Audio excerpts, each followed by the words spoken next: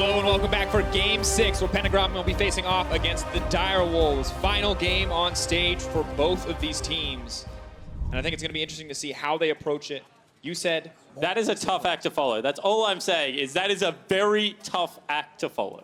But I think that if we do see something similar, we know that they will not auto-attack the Rammus this time. Yeah, I think that everyone has learnt that lesson.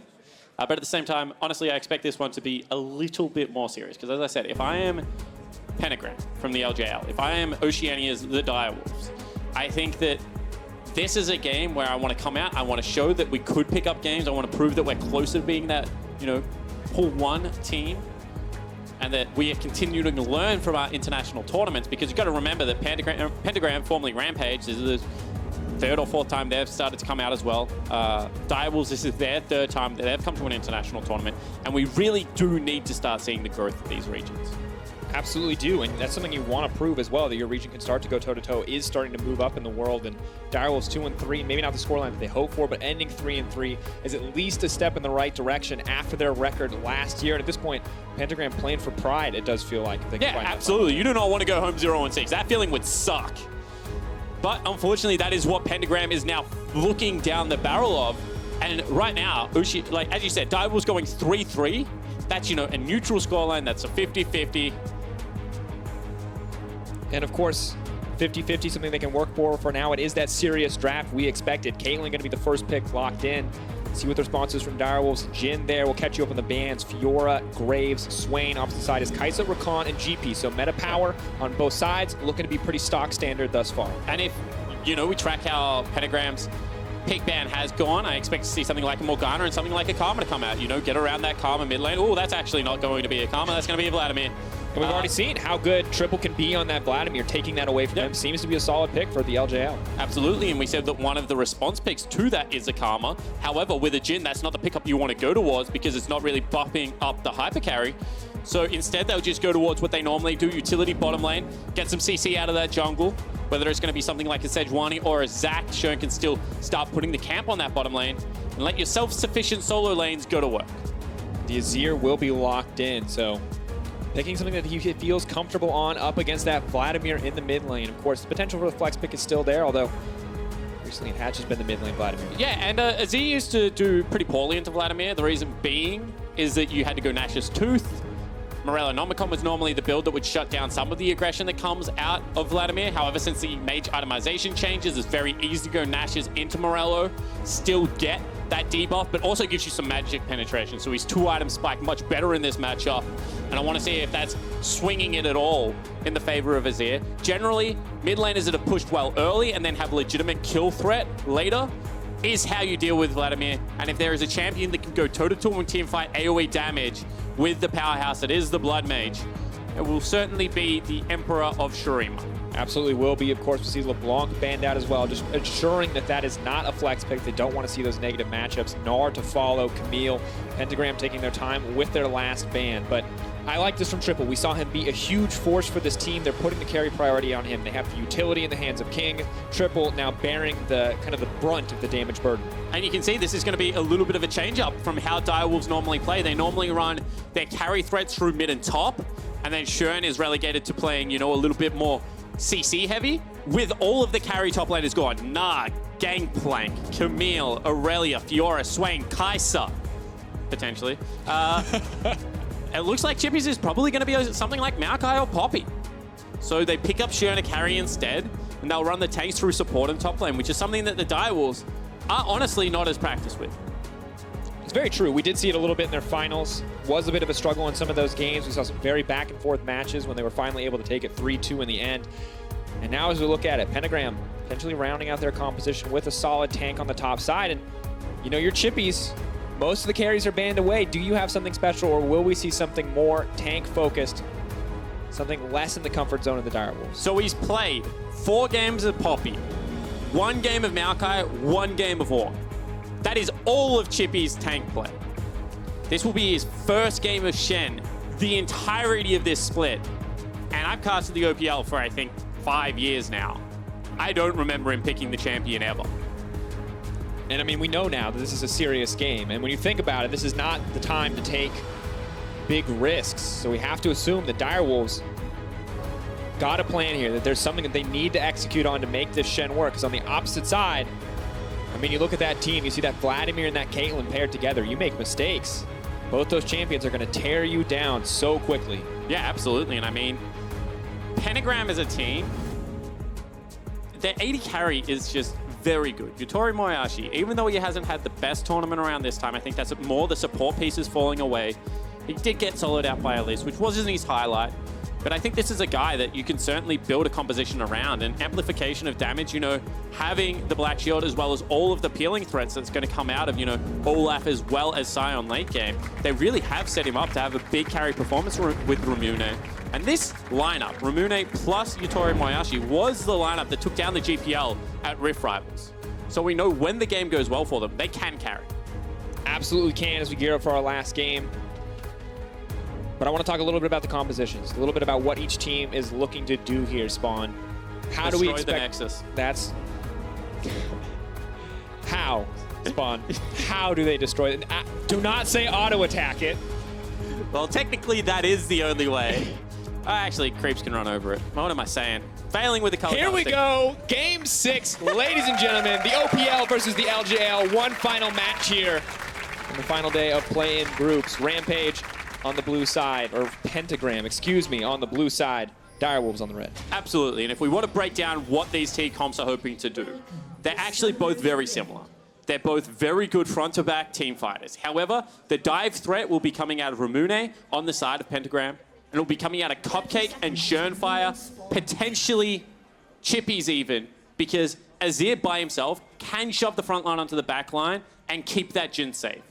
So as long as you check where Paz is engaging from, you can send 3 people at YutoriMoyasi, try and take him down, and try and limit the damage threats that will be coming out of Pentagram. See if they can execute on that plan.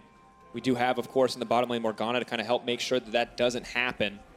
And we did see the last time these two teams went head-to-head. Goldgraph very close, very even till that late game. We hit that break point, post 20-minute mark, where you just saw the whole game blow wide open. And we have to wonder if this is going to be the same thing, if we're going to see that slow, steady early game, or if we're going to see the Direwolves up the pace. Yeah, absolutely. And this is a small thing that we generally see with a lot of the teams that come out of the LJL. And I think it's because they have a high propensity to take in 2 Korean imports because of the proximity to that country. And what that means is during laning phase, they can play with the best of them. They've got very talented individuals. As soon as mid-game hits, some of their ward, some of their vision control does fall apart, and they do tend to struggle. 25 minutes, that's not all that late into the game. That's probably 2.5 items, majority of carries, going towards 3, looking for the setup around that Baron. And that is the area that Pentagram and the LJL as a whole region needs to shore up. They're fine in laning phase. They don't really do all that much. They're good late game as far as team fighting goes, but that mid game can at times be incredibly sloppy. That's why the pace of their games looks so incredibly slow. Definitely the case. King, though, continuing to try to trade aggressively in this lane, not getting the best of it, though, in some small instances. Yeah, it doesn't really matter all that much because he runs boots 4. This is something that we see King a lot. He wants to get the creep wave back off. He wants to play that war of attrition. Whereas Caitlyn going to be using the auto attacks onto the creep. That's why you start Doran's Blade in this matchup to be able to shove the lane in. And it's just, you know, conflicting styles of what the AD carries want to do, but King won't be all that bothered. Cupcake just gonna use the head back. Push back, make sure that they get a little bit more XP, making sure that they can farm safely. And King using the boots, using that movement speed, threatening on the 4th shot. Chippys so far. And Chippys, we were wondering how this pick would work out. Is at least trading well for now, but is getting forced out kind of as expected up against the Sion. Yeah, absolutely. And Sion's going to make you play against the creep wave for the majority of it. He's going to repetitively kick it into the turret. We see actually an early invade coming out of once. Shernfire smites that one away. That's actually really, you know, without being too overcritical, once needs to be able to land stuff like that because Morgana had open track in. You could see Ramune had already cheated down. That could have potentially been a summoner spell, which means, honestly, Shernfire cannot gank pre-6 if that's the case, if the flash is gone. However, shorts the first axe. That means immediately the play dissolves, and you've already cheated so much pressure into the river. And you can see all the vision down there. Well, that Scuttle Crab nullifies a lot of that. So that's one thing I would like to see improve from Pentagram is taking advantage of those small little early game, you know, windows to be able to create a bigger lead. Yeah, and you can see that the window continues to kind of be available on the top side of the map as Sion mounts that pressure. Vladimir still pushing it there. So they've got 3 pushing lanes right now. If you had a flashless jungler and you were once like on this pickup, he's also got an interesting build right now. Let's not talk about that. We'll hold that thought. Has potentially in trouble, has pushed very Has to far. flash the wall. Fire. Waiting for a bit of time, taking his time. Once is definitely on the way. There's the Predator. Chippys has to flash out to safety. Once can just close this out. Goes in, gets 1 kill. Wants 1 more. Oh, he should have kept on going there. He had full health. Could have looked for it. However, meanwhile, bottom lane, Cupcake steps on a trap. Excellent trap placement comes in from YutoriMoyasi to make sure they get a little bit of extra damage down. Beautiful Caitlyn play coming through the flash forward. The auto attack. King may just be next on the menu. Move forward. The flash binding. No chance to dodge it. Goodbye. And this is what I am talking about. YutoriMoyasi leading King and Cupcake into those traps over and over again. The placement was beautiful. And this lane was already bad enough for the Direwolves. They were getting shoved in. Now 2 kills. That is going to be BF Sword plus versus just the Swiftness boots. This is going to be very hard. And as we saw up top lane, Paz was going very aggressive. Wanted to crash the 4 creeps because that meant that the wave would have been unfrozen. However, baits it perfectly, walks around the corner so he's out of Fog of War, starts channeling up that Axe. Once with the beautiful micro play, could have continued chasing that. You can see this is actually aggression that comes out of the Direwolves. And look at the lead into the traps. The next one also very good, changes his path, means the heal has to come out. Not going to be quick enough to escape. And they're just on the same page. They know when they want to commit. And perfect layering of CC. And that's the thing. You have the Alistar, you have the threat of the all-in, but the second it does not work, the turnaround from the Caitlyn Morgana is so oppressive, and it only gets worse. You already talked about it. Swifties and a dagger here for King up against Boots BF Sword. On top of the range advantage Caitlyn already has. This is brutal. Yeah, absolutely. Once goes back, sells his second machete, picks himself up a Red Smart Ruby Crystal. That kill would help him a lot with the mispurchase because it means now he's not behind. He's being able to equalize those items, actually has boots up. It's going to be, this is the mind game that we're going to see out of, actually, no, we're not. Probably going to die. Just too much CC. YutoriMoyasi backing off. King going to miss the stare, not the trade that they want. But this is so difficult. You can already see Alistar out of pots, relying on the Relic Shield for a little bit of extra healing. Absolutely. And what I was talking about, Cupcake, he's going to sit there, he's going to headbutt, and he's going to see when does the Black Shield come out. And then eventually, when he has his flashback available, what you can do is you can headbutt Flash Pole. And if the Black Shield doesn't come out during the headbutt, there's a small window where you CC, not able to get that down. Shen, actually, this is what I love to see. Pushing lanes, look at all the vision in Shernfire's jungle. He has absolutely nowhere to go without being spotted on this side of the map. And this is the kind of play we were expecting more from the LJL when they initially entered the tournament. Here we go. Once chasing down, making sure they can hold on to that vision, forcing Shernfire out of that side of the jungle. Him still working towards level 6. And that evolution, for now, once definitely owns the map. And what they did is they protected their vision. And you might say they didn't get anything out of it. Yes, they did. They got a prolonged amount of time that's, 75 gold plus whatever a green ward would cost you nowadays. Can't actually purchase them, that they're able to save. But more importantly, if Shen wants to go back to his jungle, wants to hand over blue buff, wants to take wolf camp, he knows that he's going to be on vision the second time. And sure, then he might be able to clear it, but it will give once an opportunity to either punish same side of the map or to potentially make that play topside. The thing is, set up to do so now. It's going to be so much easier for Paz as the Ocean Drake does drop down to maintain that pressure on the top side of the map, and additionally denying that from the Direwolves. And Triple, who not going to build a mana item for a long time, would have loved to have a bit of extra regen. Yeah, absolutely. You can see Shen actually going to go for the invade. I know that a lot of time mid laners don't like when this happens because it generally means you're trading. You can see once right now, does the right thing, pulls back into the wave's going to crash, brings over Gaeng, brings over YutoriMoyasi. That means that Triple, that person you said wanted the blue buff, isn't going to get it. In fact, Shen took his. And Ramune, he's a Vladimir. He doesn't give a damn. It's just 75 gold and some cooldown reduction to him. Absolutely does not need it. And unfortunate too, because Ramune, having the option to go Shurelius means he completes his first item quite early, and it's going to be a little bit less comfortable for Triple in this laning phase as well, especially without that blue buff now. Shernfire continues to clear towards the top side. May be able to get something done there, but just so difficult to stop this sign. There you go. 441 days since Chippys played Shen. And yeah, you can see right now he's down 15 CS, already given up a kill. It is not going all that great for him. There is some that he's about to collect. I mean, you just don't have wave clear. You have to spend most of your time under the tower there. And additionally, Ocean Drake on top, it means that Sion just gets to endlessly push that top lane. And he's a really annoying champion to get pushed in by, because he's literally kicking stuff at you. He's slamming the ground. He's got this obnoxious shield. I'm not a huge fan of Sion. I like him because the ult is cool, the CC is cool. I like the ult. But I agree that laning against Sion seems like a nightmare, which is why I'm glad he's not a jungler. But what I do appreciate, one lumberjack to the other, is the checkered shirt and the suspenders. I am a big fan of that. This is going to be Shen. Level 7, he's actually quite accelerated in this game, looking for a gank bottom lane. See, standing just outside the bush, saving the passive proc to sneak into the lane. But there's a trap right there, and they know it's there. They've pinged it out a couple of times as well. Can't get locked in by the binding. A little bit of a bait there. Shernfire stealthed up. They're still going to try to find YutoriMoyasi. Going to take a lot of damage immediately. The flash out to safety, but once is here for the turn and burn. Cupcake, still true damage, coming in on the reckless swing. Once now running into the middle of everything, and down goes the Kha'Zix. Pentagram putting on an early game masterclass. Chippys not going to find anything in the mid lane. Yeah, absolutely. Had to burn the ultimate. Now all of a sudden Sion on his turret, and what a great turnaround play from once. This is what I said. When you have the vision on the Raptor camp, when you have it on that path into blue buff. Oh, what a binding! All right, no ace in the hole. Already used to get a kill once. Once, though. May try to get another one, but it's going to settle for the Gromp instead. Yeah, that's actually really dedicated play, because if that was me, I'm running into that. Oh, I'm flashing. Yeah, absolutely. Even if you don't need it, I'm over that wall in a heartbeat. Yeah, completely agree, but that is what vision control gives you.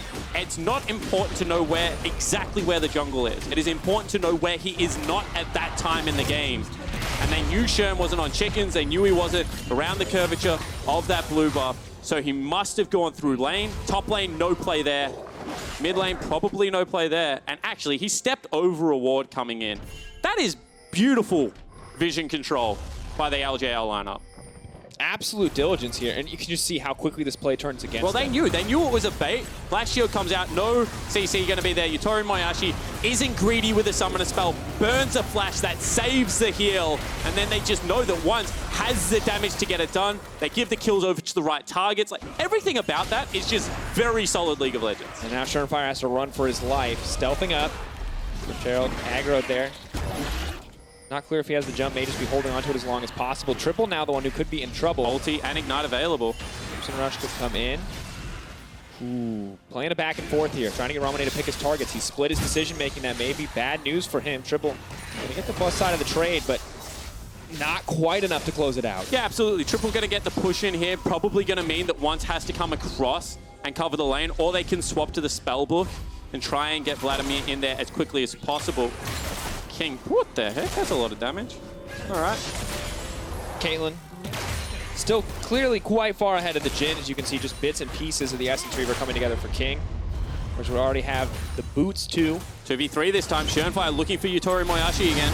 Gonna open up on the Morgana. Black Shield already coming out. Instantly the headbutt pulverizes there. Black Shield already used, means the Caitlyn is wide open. Cupcake can use the ultimate, but once is here again for the counter again. Cupcake buying time for his AD carry to get out, but he's sacrificed in the end. Kill. Gonna be picked up by once in the end. Doesn't want to give it over to the Caitlyn, but just beautiful counter game. Yeah, absolutely. And once did want to give it over to Caitlyn. He actually let the Alistar survive for as long as possible. Knew he was going to be able to outpace. Now you can see Ramune actually coming up into this top lane. And King, you better run fast. King now gonna have to run for his life. Flash already burned. Once hungry for another kill, but Pentagram just continue to dominate the map. 6K gold lead for Pentagram. And Shernfire, yeah, straight axe would actually take him down right now. Grasping at straws right now. Where's he going to go? He can't walk in that vision. He's just waiting. Needs to back. Feels comfortable enough to go through that bush and try to make it out, but ooh, taking some risks there just to secure his own buff. And right now, Pentagram is absolutely dominating the Direwolves. This is a team that is 0-5 in the group. Direwolves would be so incredibly disappointed after the fact that they've already gone 0-2 on the day.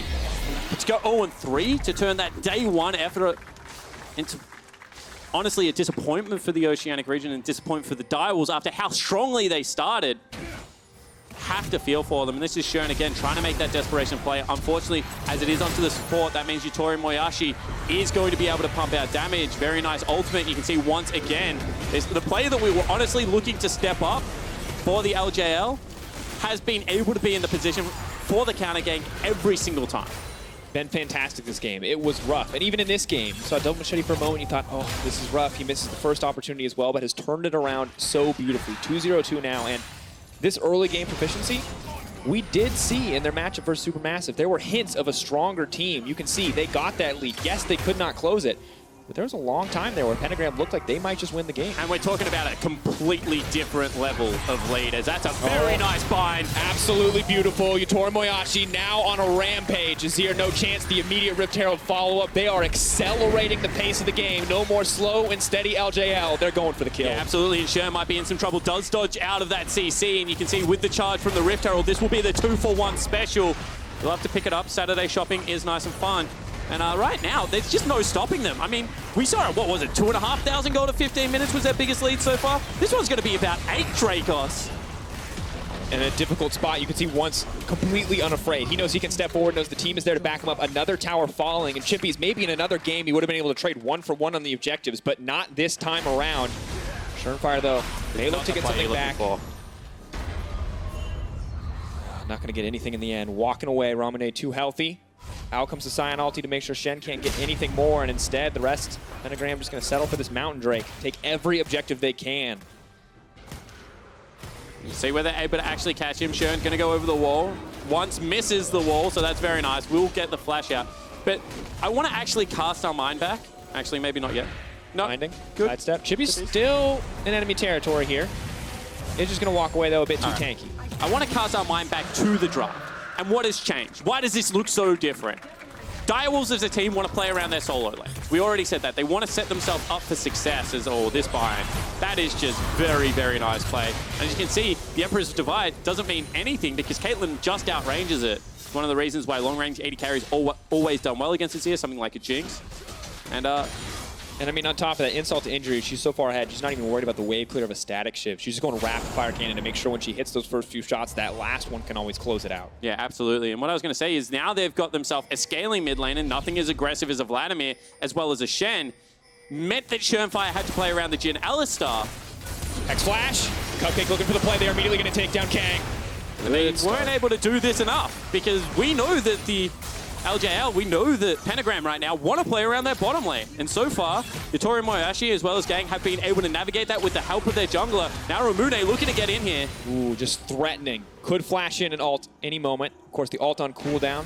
So just posturing, letting them know that they need to back off on the side of the Direwolves. And the thing for the Direwolves, it isn't over. They still have great dive threat. They can still blow one person up, as we saw. That wasn't even with the Shen ultimate to keep someone up and healthy. The big thing is it needs to stop being the support Morgana. They need to be able to get onto YutoriMoyasi. They need to be able to blow up the AD carry. But, I mean, they'll take what they're given at the moment. And that was a free kill. Very nice use of the Hex Flash. Not something you always suspect. Definitely well played. Unfortunately, that play now being utilized may mean that Pentagram respond with some more proactive vision around defending those towers. And right now, they're proactively going to try to take down Chippys. Once debating between the camp and the kill, but he sees the kill. An easy ask at this stage of the game. The knockup comes in, burning down from the Olaf's true damage, and all too easy to grab yet another one for Pentagram. Yeah, absolutely. And if you're Chippys, you have no business being there. You have no vision in the split push right now. Needs to be able to get some vision out for himself. But ultimately, the whole map now belongs to Pentagram. Unless they're catching waves under their tier 2s, there's just nowhere for them to be. And the peel and the setup just means that Caitlyn can really take whatever she wants. Another full creep wave going to crash, and I mean, they potentially get a mid lane cover back in response, top lane as well, so it's a 2-for-1 trade, but at this stage of the game, to lose so many structures just means it's snowballing incredibly quickly. On top of the gold lead, they have the banner as well. They're stopping the backs now. They want to break an inhibitor here. Only Azir is on the way to stop. They're buying so much time by canceling these. Shernfire maybe hoping to take down Once. Level 11 to level 10. Once knows that support is on the way. But meanwhile, the tower is breaking. Not going to push for anything more. Let's see. Pentagram grouping back together, not looking to expose any weakness. Yeah, I mean, at a certain point, near enough is good enough because they do have the banner of command. They can look to just put it bottom lane again. In fact, they just stick around. They go for it. Triple now looking for the play, but it isn't on the table because there's an 8,000 gold lead at 18 minutes. It's just too hard to pull this off. They need multiple members of the Direwolves to pick off a single exposed member. And reinforcements are simply too close by. We have 2 Shirelias, 2 Righteous Glories. Yeah, they move quick. Yeah, you can't be anywhere near this team. You have to know 100% that your target is isolated or someone will be on top of you in an instant. Sion ult on top of that. Ramune, of course, just clearing the wave here. Just threatening with the ultimate, saying, if you do not respect it, I will take you down. You do not get this mid lane turret yet. Means there's so much pressure on the mid lane priority. Baron is going to be coming up. There's only a top lane tier 2 outer left available. And I mean, they don't have the best Baron composition in Pentagram, but when you're this far ahead, does it really come down to composition? They've got an IE. You have a Mountain. You have an Olaf. You got a tank. Body block it. It's probably going to be enough if they find the opportunity. Shernfire, though, of course, as long as he doesn't drop, the threat of the 50-50 is always there. And he's a player that thrives on the pressure of the 50-50. He says in scrims, you know, leave it up, I'll go in, I'll go get it. He loves to practice it. He loves to get in Oceanic Jungle's head. Unfortunately, game isn't going his way yet, but he is equal in experience, and that's all that matters when it comes to Smite. Going to have that camouflage to be able to get out of brushes as well. Very true, and we check in, of course, Azir still with a substantial CS lead over the opposition. 80 carries even. Shen finally starting to catch back up, so kill gold, objective gold, clearly in favor of Pentagram, no doubt there, but for now, Direwolves are keeping up in terms of farm. And Triple's even up in experience, which is a gold value in itself. As you start to level up through the game, you do get more stats. And you can see right now, he's actually up 600 gold. In a game where you're down 6,000, to have a mid laner up, it's not the worst thing. 2,500, maybe a little more in the hands of that Caitlyn. Just like that, Shen. Scratch my back a little bit more, says Paz. It's been a long day being a lumberjack, chopping down that Shen. The massage was appreciated. Triple, that's a face check. Not what you want. Binding cannot connect. Does not in the end, means Triple will survive. If that had hit, it would have been a death sentence. Cupcake, though, still has to be careful here. Sped up by the first Shurelya's. There could be a second to follow if they want to use it. The Alistar locked down. Righteous Glory coming out. Paz may just look for the Decimating Smash. Not a good spot to set up. King, knowing he gets the extra movement speed, actually just poking. Giving a bit of a tickle there. Yeah, absolutely. You can see right now that they just want to get some vision access towards this Baron buff because they know that that is what is on the table, and if it goes down, they lose the game. But unfortunately for the Direwolves, Pentagram are just being so diligent. Look at how dark the map is. All 3 waves on their side of the map. Shernfire using the stealth as best he can. That is one boon that the Direwolves have. Yep. Stealth lets them get in and out of the jungle pretty easy as long as there's not a Scryer's Bloom or a sweeper there to spot him out. And they've done this pretty patiently. They've backed away when they need to. They've got aggressive when they can. They're trying to get as deep a vision as they are allowed. Second Mountain Drake will go over. That should allow Shen to just duck in and throw something down here. There it is. And I mean, he's going to be going up against a second Mountain Drake team with a 6,000, 7,000 gold lead. He does need to have some form of vision around here. Has to know it's coming. Let's see, blue trinkets, none available. So sadly, Direwolves, if this does go down, they're going to have to be willing to commit for this. Azir, of course, 1.5 items, getting closer to 2. But of course, Caitlyn already on 2. Was he spotted?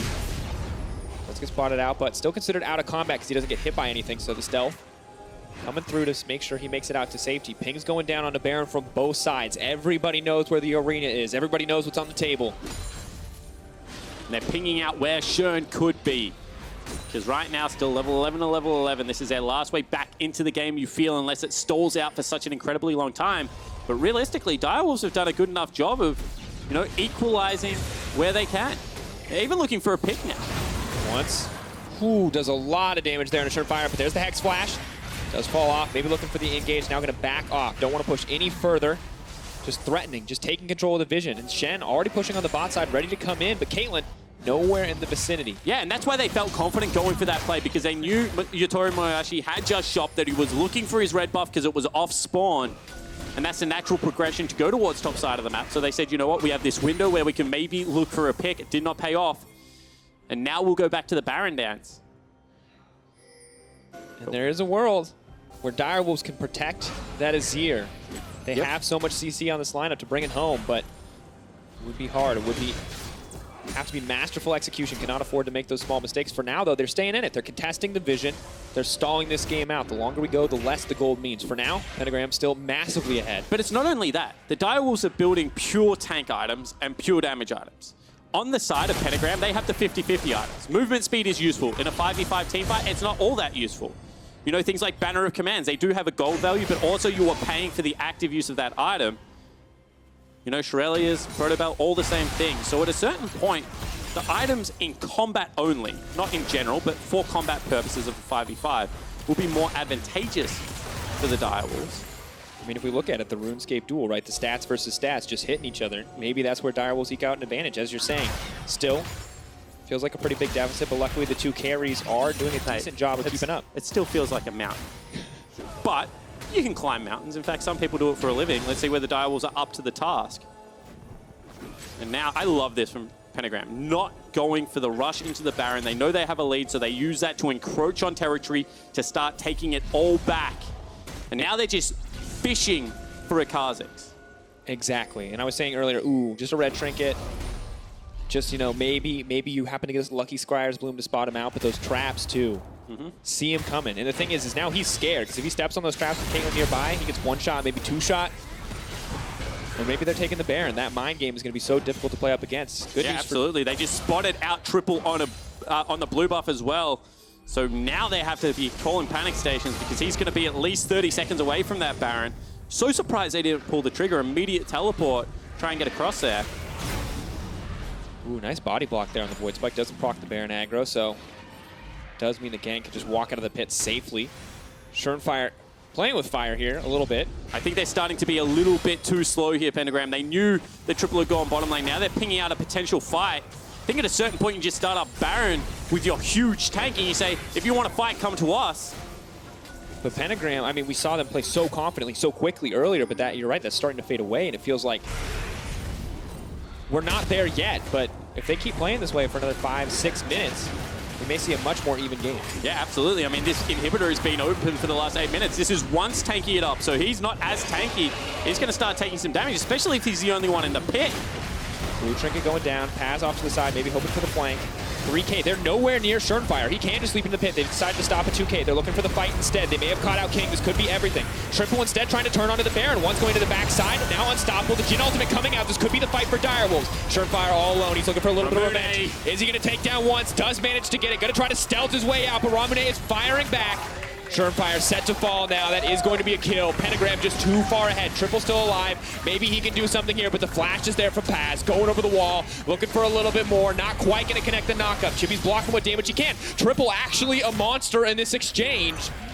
They need to get on him, but the binding has connected. That could just be death, but he does so much back. The lockup, not enough. Triple, an absolute machine. Still alive. Pentagram keep funneling resources forward. Triple keeps firing back. They do manage to break the tank, but Paz is down. And Direwolves are holding on despite all odds. That was a 2 for 4, but you give Triple 2 more items, he probably wins that team fight. You just see they could not get to him. The peel was too much. Olaf can't get through that wall. And Triple now level 15. I mean, let's take another look at it. They mucked around with this Baron for such a long time. You see immediate access onto King. However, the peel is there. He's going to get the big shield out of Shen. And then Triple is just putting in this damage. Actually chases the jungler out. And I think Shen goes too greedy here. Not following the game plan. Does pick up the kill. But fight around your bed mid lane. Because you can see this is a 2v4. And through the choke points, this is why I said you probably want to fight him, Baron. Through the choke points, they just cannot get onto this Azir without the ultimates. And he's just pumping out machine gun damage. Just look at the movement. The man is not getting hit by the skill shots. When he finally does, there's Chippy to block for him. That's the kind of team play we want to see. Absolutely, and this is Chippys showing up on a pure tank. Able to kite back, goes in when he needs to, layering CC on only the correct targets. And I mean, 7,800 damage, that is a ton. I think Pentagram, though, just realized the win condition for Direwolves. Once, though, does force to burn the ult. Shernfire wants to get one if they can take down the jungler. Maybe it's enough. The Gaeng is there to stop it. They force him away. They're going to be able to pick up a Mountain Drake. Third Mountain Drake would have meant that Baron is so fast. One over to the Direwolves gives a hope that if there is a pick, potentially they can pick it up with their Azir. Triple caught out again, but the follow-up just is not there. Here comes the Hex Flash. It's going to lock up the Caitlyn. Can they find anything else? Triple now running for his life. He's already been locked out of the fight. They need to get out of here. King locked down again. Cupcake has gone in, but Triple is going to go down because Ramune finds the flank. That is it. Pentagram cutting through the carries. The Direwolves give him one chance, and Pentagram fire home. And this is a thing. Direwolves go for the flank. We said they are a comp that can fight front to back. You don't need backline access. Just use your Azir. Use your Jhin to rip through the tanks. All of a sudden, they go for a fancy team fight. It does not work. In fact, it explodes in their face, and this will be Baron. Shernfire on the way. It's not quick. It's gone. Maybe he can find the stealth. He is stealthed up. He's making his way to the pit. Is he going to do it? Cannot get it. Leaps in. So close. But once says not today to Shernfire. The confidence plays are not going to come in. Absolutely. That's going to be the first Baron of MSI for Pentagram. And now with that, they've already broken the base in one area. They have themselves a banner of command as well as all of these Fed members, including a Fed Caitlyn. This game to hold onto now becomes nigh impossible. Starting to push in. The inhibitor set to fall. A second one quick to follow. Ramune not even needing to group with the team. Triple. He's won one team fight so far. He does poke home. He's starting to hit hard onto those tanks. Maybe he can get an advantage here. Maybe he just does so much damage. He does take down Paz. He's stalling the siege, and Ramune not going to keep up with the push on the top lane. Pentagram backing off. And that's what I'm saying. Imagine if they were playing this one patiently. Imagine if they weren't taking forced team fights. I think they could have just pulled back to the Dragon, taken it and got out, but they went for the risky play. They give up Baron. This is what I'm talking about. Where is the front-to-back fight? Chippys isn't in front of his carries. He's on Dragon. Cupcake, you're in the back line by yourself. No one blocked the shot. That was a Caitlyn ultimate that nearly killed Triple. And then Ramune able to get in there. It's just an ultimate that picks it up. I mean, sloppy team fighting out of the Direwolves, and they get punished for it. Absolutely well played by Ramune, coming in on the side, making sure that they couldn't close that one out. And just a bit of a missed call from Direwolves. Chippy's far too low, or rather Triple far too low to get that fight started. They are starting to eke advantages back, though.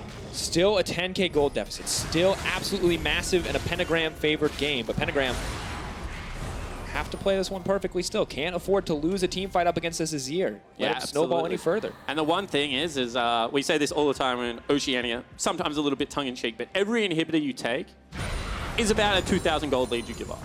Because all the minions push in, you don't get to farm those two waves, and the Azir just sits in his base like a vacuum. This was before Banner of Command. So, you know, now the game's a little bit easier to close out. But how many games did we see this year so far where champions like Azir, control mages, just sat in their base and cleaned up minion wave after minion wave?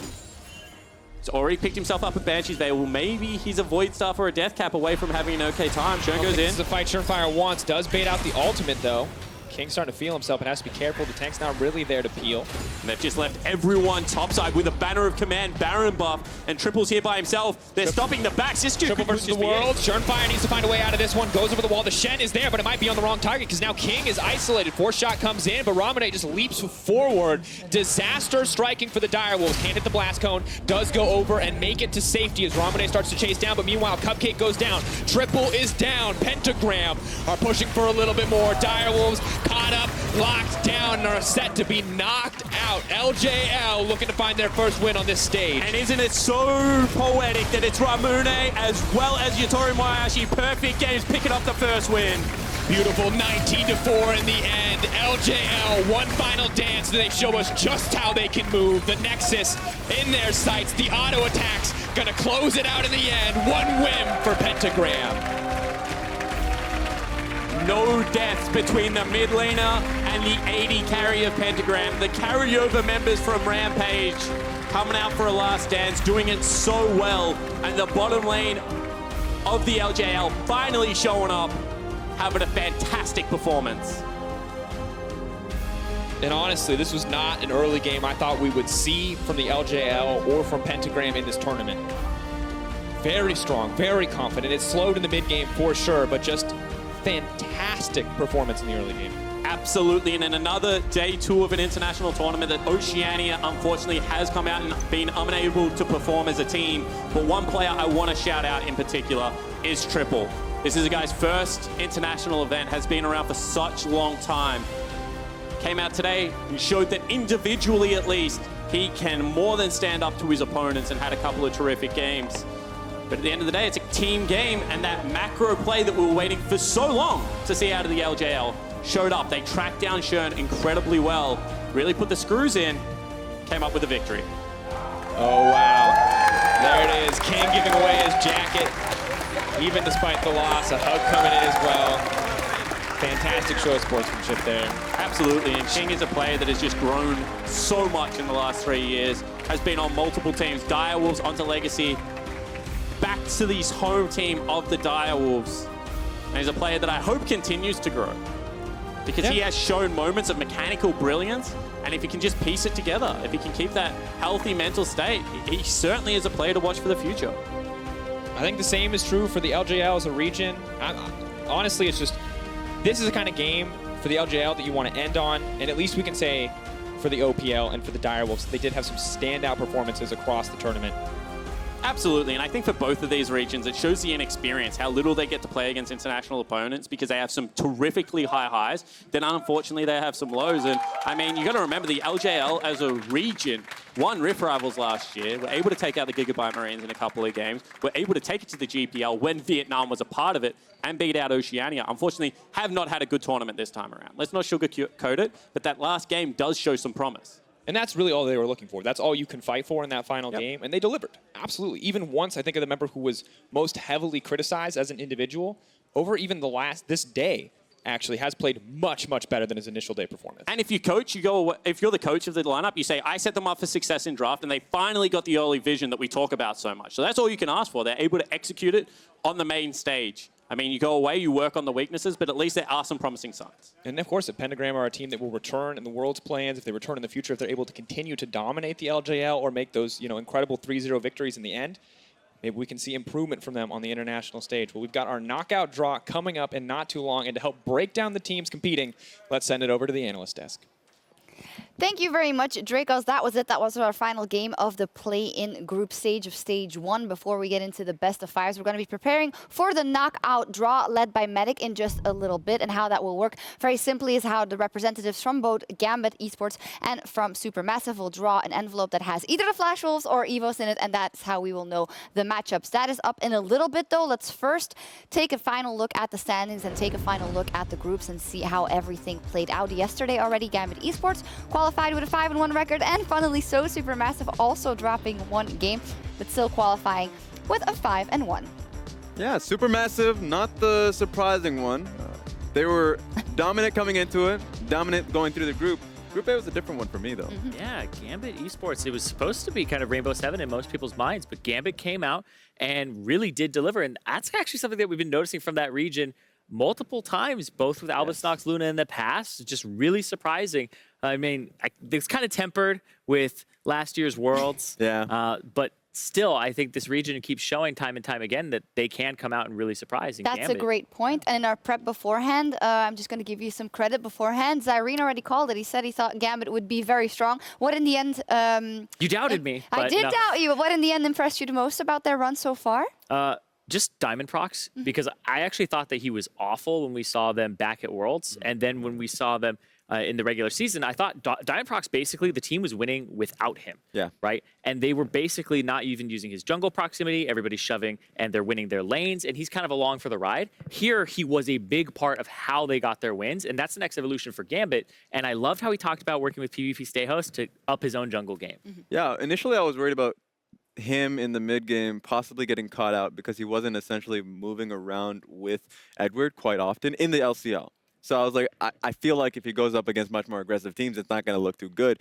But he definitely improved on a personal level and on a team-based level. They really revolved around his play, so I thought it was a definite big ups to them. And the whole team did really well, and although we didn't maybe expect that much from them coming into the group stage phase, they did deliver game after game and are growing and find themselves in the next round. In Group B, it is Supermassive. Very recently, we saw them just qualifying, only dropping 1 game in the entire run, and it was a game that in the end didn't matter. So very clean performance from them overall so far. Yeah, I'm glad they had some fun right before they had to play the best of 5 that's coming up. But that game, I mean, you want to have the clean record, but it looked like everybody was having a blast. That's the synergy you want to see with the team. That is true. A bit of fun before getting into more serious stuff, because as said, next up for both these teams are now playing a best of 5 versus either EVOS or versus the Flash Wolves from the LMS. They will be drawn into that in just a bit. And to prepare for that draw, let's talk a bit about those teams. Let's start with EVOS from the Vietnamese Championship Series, obviously with the Gigabyte Marine securing their own region through their success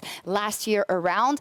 That region now had its own competition. The Gigabyte Marines, though, they didn't make it because they got knocked out by EVO. So that is unlucky, but what can we expect from this Vietnamese squad? At the very least, we'll get some Gigabyte Marine members, specifically Stark and Slay coming through. So they still have a lot of that. Remember, even though EVOS as an organization, that's new. Not a lot of people know what that looks like. But if you look towards the roster themselves, people know Warzone from Saigon Jokers. People know, I already mentioned the Gigabyte Marine members. So just in round OP, AD, that's a name that comes through quite a bit. He played at All-Star All-Stars. Barcelona. There we go. So like all of Yeah. these players, we've seen them once before. So coming through, even though they're definitely not the favorites of between them and Flash Wolves, people are definitely afraid of Flash Wolves. You cannot count out EVOS. So yeah, I was gonna say when you ask the players also, they're also, oh yeah, we'd like to play EVOS, and I know it's very difficult to say, but in the end, we've only seen them playing in their isolated region. But I wouldn't count out EVOS as the Gigabyte Marines brought the aggression. This is no other tale, and we can expect that maybe to overrun or maybe catch some of the teams that they're playing off guard. Yeah, and that's kind of the thing I'm worried about with EVOS here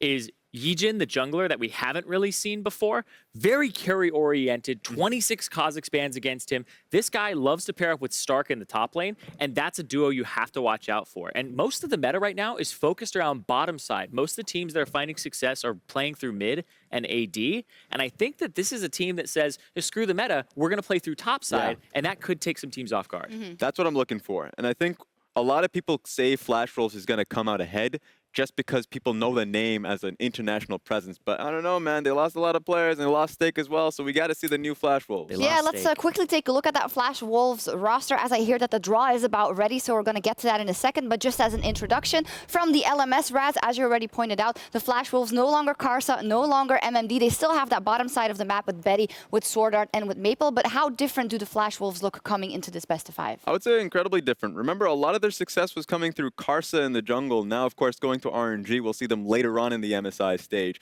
So, and of course, they decided to move away from MMD, go towards Hanabi, a rookie. That's fun to see, but they're not a topside team. In fact, they utilize Hanabi as the same way for MMD, and they go topside a lot of, bottom side a lot of times. Yeah, the old 3 members of the Flash Wolves that people know, those are kind of the 3 that they still play to. But all the lanes kind of shove here. Hanabi goes on an island and just kind of hangs out. I do think that Maple does have jungle mid synergy still with Mujin, the new jungler. And so that's something you have to watch out for. Sure, he's not Karsa, but it is something that frees up Maple to go roam bottom. A lot of question marks, but some questions are going to be answered right now. We're going to know the matchups because the draw is ready. Let's send it over to Medic. Thank you very much. I am here for the knockout round selection process, joined by a representative from Gambit Esports and a representative from Supermassive. Thank you very much for joining me here on the stage. In front of us, we have 2 sealed envelopes, each containing one of the 2 teams, either EVOS from the VCS or Flash Wolves from the LMS. Due to a backstage coin toss, Gambit Esports have first selection, so I'm going to ask you, please select one of the 2 envelopes. Thank you very much, and if I could ask you to select the other envelope. Now, could you both please open them up for me, have a look at them first, and then show them to our camera and to the world.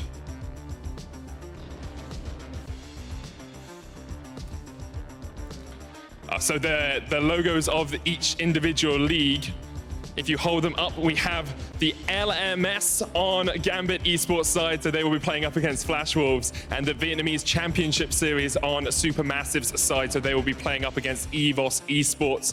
Congratulations, guys. Thank you very much. We're going to hand it back across towards you. Thank you very much, Medic. And with that draw, we also have a Fabulous here from Supermassive. Thank you very much for joining us. Congrats. First reaction, EVOS Esports will be your opponents. I'm really happy, actually. Yeah. So good.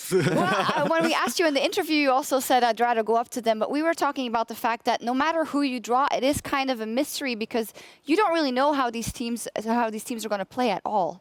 Actually, we script Flash Wolves, I think, but they're really strong, I think. But still, even if we draw like Flash Wolves, we were going to play for the win. Like, I feel like we would win, even Flash Wolves. But EVOS is much weaker, I think, so it's better for us. You say you think you'd win either way. Can I take that you have a lot of confidence after how you played in the group stage here? I mean, yeah, I guess. Like, it's good to be confident, I think. Like, if we think we can't win, we can never win anyway, so yeah. Absolutely, absolutely. Let me just ask my analyst opinion here. Supermassive versus EVOS. I think you guys, Raz, you said that you thought it would be an absolute whitewash, that they would crush EVOS if they met them. So yeah, I felt like Supermassive. Pretend he's not here. Oh yeah, I know. I felt like Supermassive as a team. Role by role, lane by lane, they were very strong members, and at the same time, bringing in Snowflower, and I would love to get your opinion on this, because bringing in Snowflower, it felt like your guys in the later portions of the game were so clean and bringing out vision. So going up against Evo, I feel like you guys are just much better in neutral game, in the standard game. Yeah, I think like if the game is even and we go mid to late game, like GBM and Snowflower is doing the most of the shot calling, and they're like really good, I think. So yeah, I think our team fight is so strong as well. So if we go even, I think we can win. I always wondered because the communication seems so good from you guys, but you have a mixed language lineup. How is that going? Because you guys have had, I would say, Naru coming through the team as well as Dumbledore and Rogu. But like now that you have Korean players, how is the communication? Well, our 3 Turkish players can speak English very well, so we can understand. And GBM knows English very well too. He played in America and stuff. So he does most of the talking. When first Snowflower came, he didn't know much English, but right now he can shot call as well, like everything. He can talk. We can talk outside of the game as well in English. So our communication is, I think, really good right now. Yeah, you guys look absolutely scary, and I think EVOS will think the same. Obviously, they have been able now to watch a couple of your games, and that's what we were talking about, how the teams that have gone through this play-in group stage, they played a lot of games and they showed a lot of picks, so EVOS is going to have a couple of things to prepare for. That's true, and especially since EVOS, I think they're a team that really plays to the top side of the map. Top lane carries, there's a lot that they can do with their jungler. Yes. How do you think about that particular matchup going up against Stark and then Jhin that's also on that lineup who likes to camp top? It's a rematch for me against Stark. Like we lost 3-1 to them, I think, last year. Oh, yeah.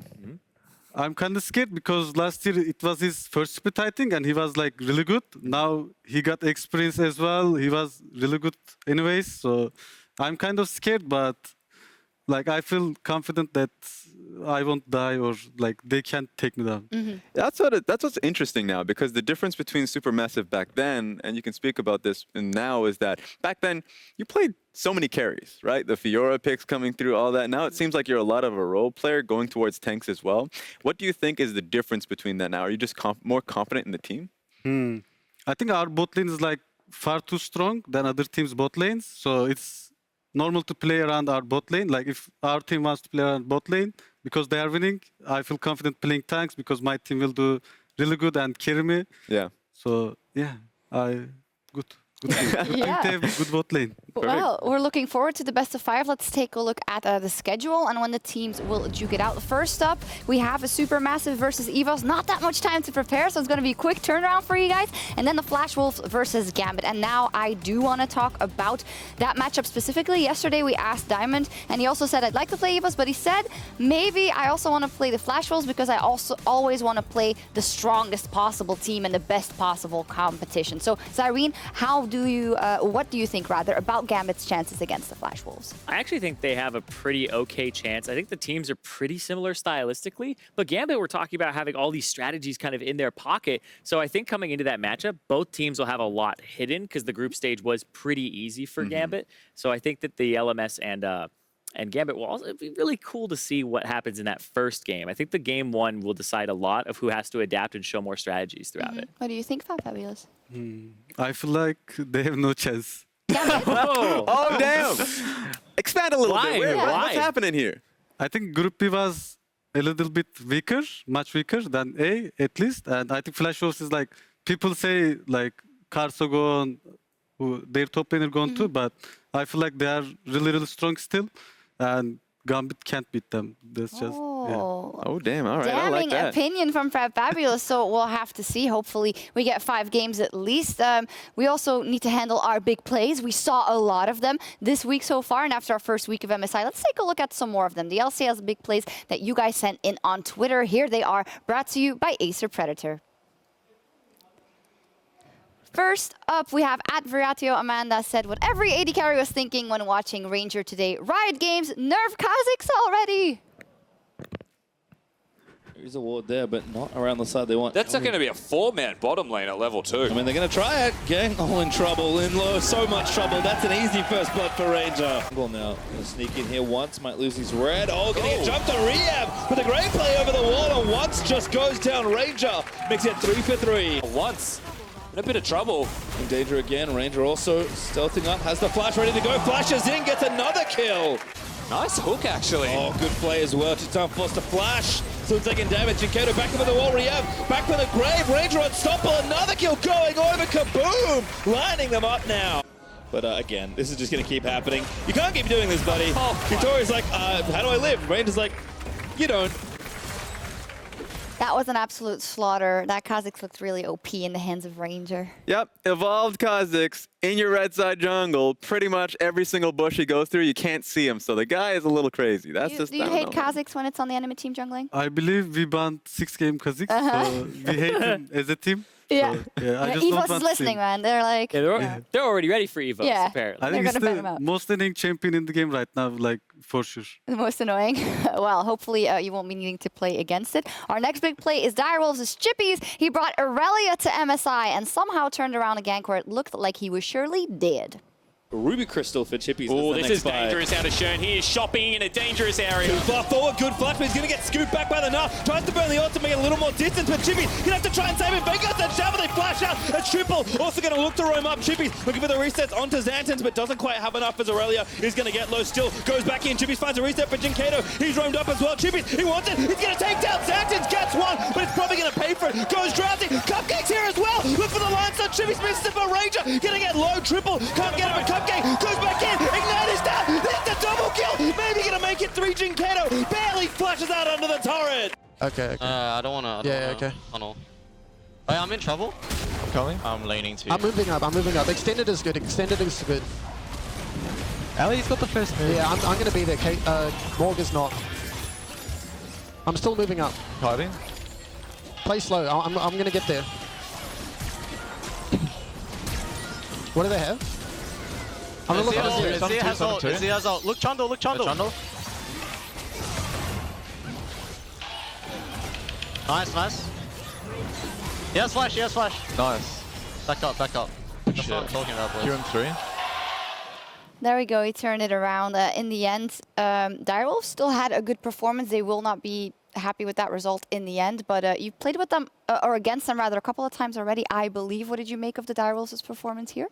I think they are much more stronger than last year. Like, for sure, last year, I think they didn't put up a fight too much, but this year, I think it was hard to play against them. Like, especially first game, we kind of thought we would lose almost, so it was hard to play against them. Yeah, I love the addition of Triple and Cupcake. You got to see it on that replay as well. So sure, Chippys was a carry in that instance. Love to see the Aurelia play come through, but it was the communication coming through from both of the new players that really rounded up the play. Yeah, I wanted your opinion on the new Aurelia. What do you think of her? I think it's so strong sometimes, but it's also sometimes so much weak. So it's kind of risky because you have to go all in to even farm, I think. So like picks like GP, like poke champions, you can't just farm. You have to go all in usually. So you need a lot of jungle attention. And if you get ahead, I think you can snowball so easily.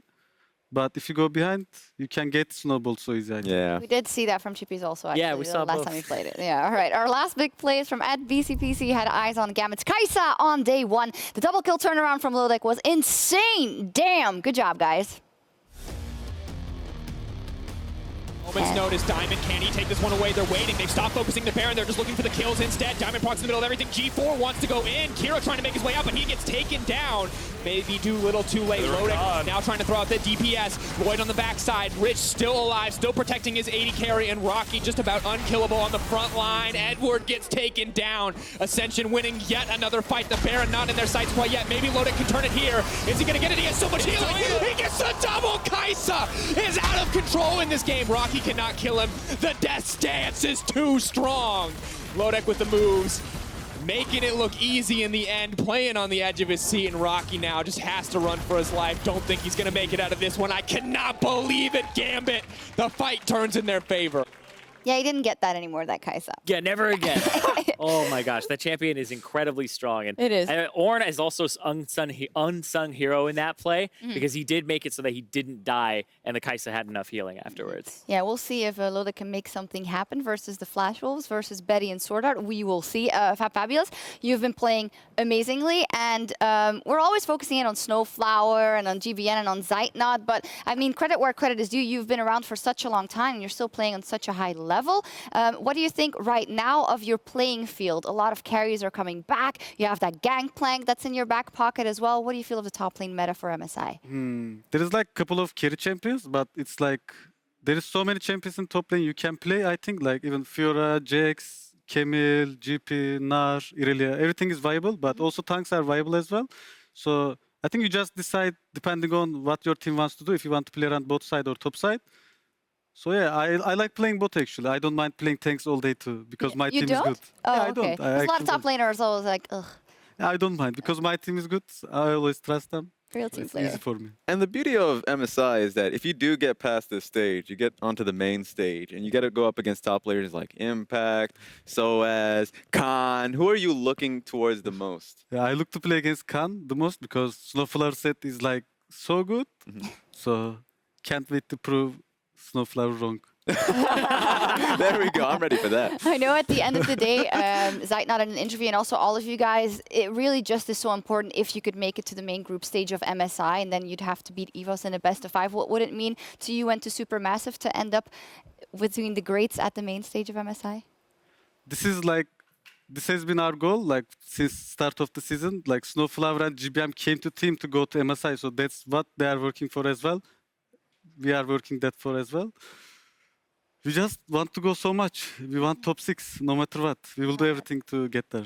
All right, well, play your heart out in that best of 5. We'll be looking forward to it. Thank you very much for joining us, Fabulous. Thank you for having me. Congratulations again. Thank you, Raz, for joining me for the last 4 days, and Zyrene today as well. It's been fantastic. We're going to sign off, but we will be back very shortly, actually, on Tuesday, May 8th at 1 p.m. CEST for Supermassive versus EVOS Esports. Until then, have a stupendous night.